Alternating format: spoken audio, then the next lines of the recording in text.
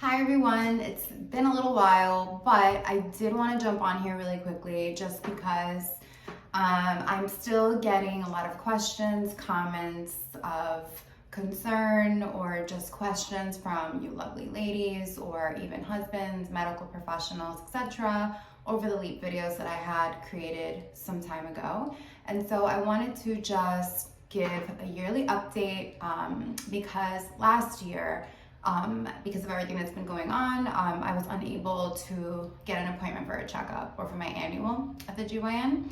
And so this year I knew that because last year I hadn't done it, and taking a step back, the year before that, I had a PAP and it was normal.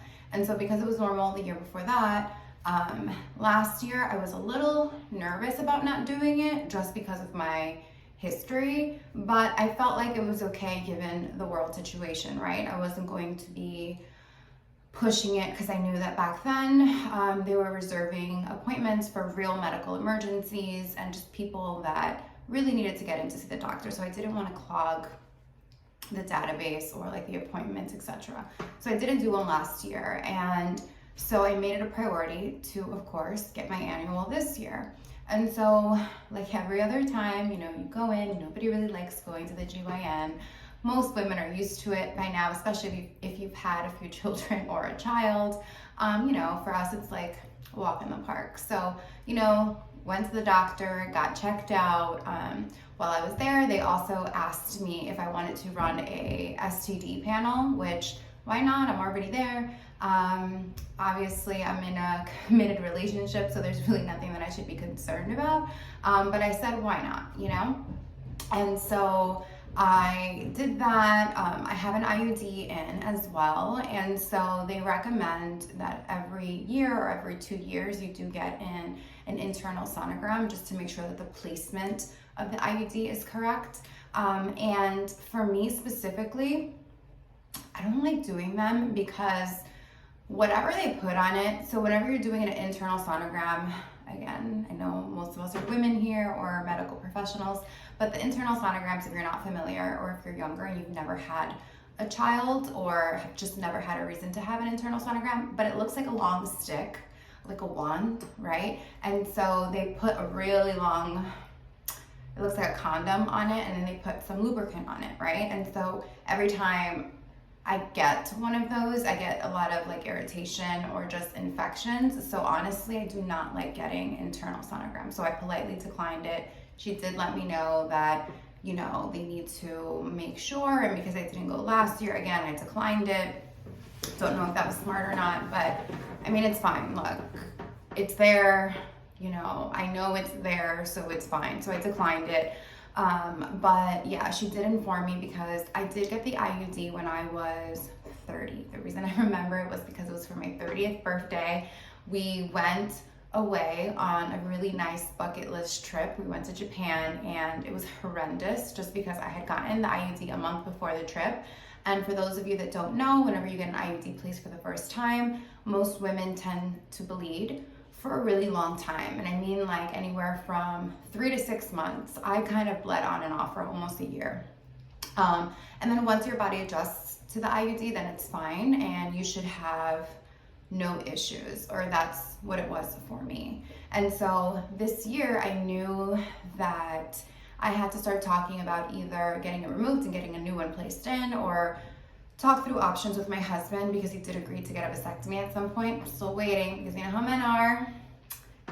Y'all tend to wait for the last minute to do everything. So, I was kind of going in with that in my mind, that my time was up on the IUD. And so one of the things that she told me was that actually, good news, the FDA had just approved for IUDs to be in for up to 7 years. So the one that I have is still good for 2 more years, which is great, music to my ears, because now I can put the pressure on my husband to kind of do the research and just do things in a correct manner versus us just rushing to get things done just because of time frame. So that's another good thing that I did learn on my visit, was that IUDs are now good for 7 years. For those that want to keep it in, obviously, because if you're having issues with it or whatever, then by all means get it out. But for me, the IUD has been great after the initial year.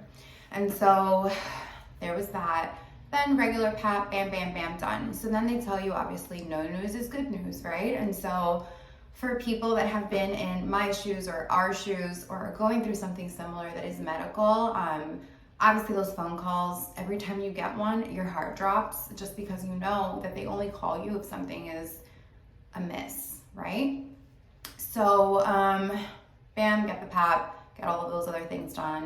A couple of days later, I get a phone call. And immediately when I saw the number, again, my heart dropped. So they call me, and it was actually to give me results from my STD panel, just to tell me that everything looked good, but that it did look like I did have HPV, or sorry, not HPV, but that it looked like I had the herpes virus. So like the more common, simpler one, whenever you get cold sores and stuff like that. And so they were just letting me know that my blood work to show that I am prone to herpes, cold sores, etc. And the only reason it would show up would be because I was having a like a blister was about to come up. And that wasn't the case for me, so I was a little confused. And I had said, yeah, I definitely get cold sores all the time, especially when I'm stressed, or when I pick my lips. I get cold sores, which I haven't had one in a while, thank God, knock on wood. But I didn't have one at the moment, and I didn't have any symptoms of one coming up at the moment. So, you know, I kind of thanked them for their diagnosis and told them that I didn't need any medication or anything like that. So that was that, right? So I thought that was good, and I had asked, hey, did anything else come through yet? And they were like, oh, we're still waiting on a few more labs. You know, if we don't call you, then everything is fine. Okay, great. So I thought that was it, right? The next day, I got another phone call. And at this point, my heart drops again, and I'm like, guys, you really got to stop calling me, or freaking call once you have all of the test results, unless there's something urgent that you need to tell the patient. Don't constantly call people to give them random freaking bits of information. Like, in my opinion, especially when you're dealing with people's health and you're calling them and people know that you're only calling because something is missed, we got to do better, guys. So I picked up the phone again, and they called me again, and this time, what was it this time? Oh, this time they were like, oh yeah, so your pap came back normal, so that was good. And you know, obviously I did a sigh of relief. And before she told me my normal results for that, I had said to them, like, how many more results are you guys gonna give me? Because every time you call me, my heart drops, and I need to be prepared for this. And so she was like, oh no, this is the last time. And she explained that they don't get all the labs in at the same time, which again, what I was saying prior to that, they should wait until you get all of the labs. So you're only calling once, and also only calling ahead of time as you're receiving lab work if something is really wrong or if there's something very serious happening, right? But anyway, so this time they call me because they're like, oh yeah, so your pap came back normal, but your urine shows that you have a yeast infection. And I'm like, no, I don't. Like, then I'm questioning now, like, this freaking doctor in this office and just everything in general. But first they called me and told me that it looked like I should be having a blister or getting a blister soon on my lip, and I'm like, no. And then they call me to tell me that I have a yeast infection. I'm like, no. I mean, trust me, women know when they have a yeast infection, trust me. It is not something that can go unnoticed. And so I told her, I was like, no, I don't have any discomfort, I don't have anything. And then she had said, well, it could have been that we caught it early. And so she was like, do you need me to send you a prescription? And I said no, because they don't need it. And so I also asked, hey, in the event that I do develop symptoms in the next few days, can I call you back? And she's like, yeah, only if it develops in the next few days, because then if it takes a week and then you get symptoms, then you'd have to come in for a whole full-blown checkup and new tests and all that stuff. I'm telling you, insurance is a freaking scam.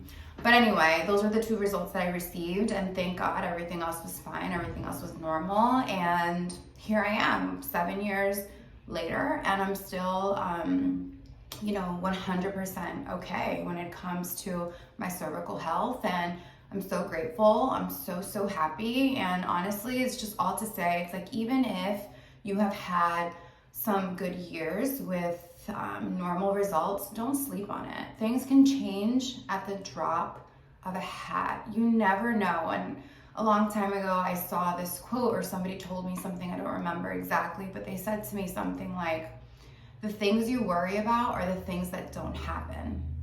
And I thought to myself, that's so true. Oftentimes it's the things that we don't worry about or the things that are not on our mind that end up happening. And because they're not on our mind, we end up being, you know, gobsmacked because we didn't see it coming. And so all of that to say is like, even if you've had a couple good years of normal results, keep going to get checked on. Keep going, don't stop. Like, we have health insurance, most of us do anyway, right? You're paying the premium. Your yearly annual checkup is 100% free. So why not? Like, don't sleep on it. Continue to get your checkups. So thank God 7 years later, I'm still okay. Don't have any issues going on down there, and I'm ecstatic, to be honest, because it's one of those things that you just feel very vulnerable, and so many things just come through your mind whenever there are issues, if that makes sense.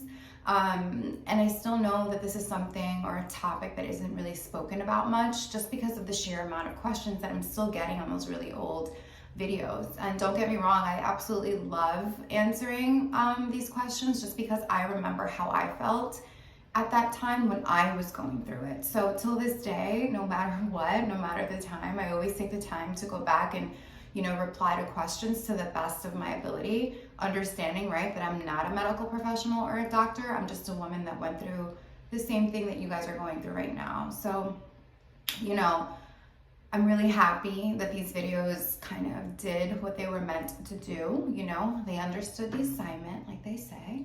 And I'm really happy that it's been helping so many of you. And again, I'm here to say that 7 years later, I'm still fine, but I have been staying on top of it. So again, moral of the story is, yes, I understand that not everybody has a successful Leep story like mine. I understand that for other women, you know, they don't have the same story that I have. And, you know, for those of us that do, just keep in mind that it doesn't come without you doing your part, you know. Make sure that you're staying on top of your stuff and, you know, give God the rest. Thank you guys for listening. And, you know, I'll always be around making little updates, answering your questions. Please take care out there. And as always, hit me up if you have any questions. Bye.